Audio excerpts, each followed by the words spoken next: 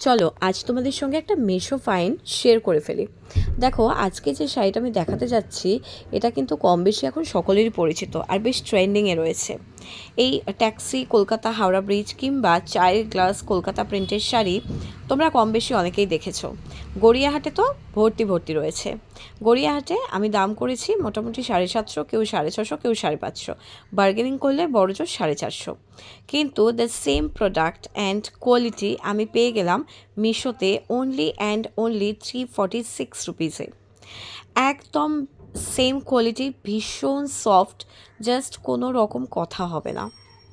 তো তোমরা চাইলে এই শাড়িটা মিশো থেকে গ্র্যাব করতে পারো। সিরিয়াসলি ভীষণ সুন্দর।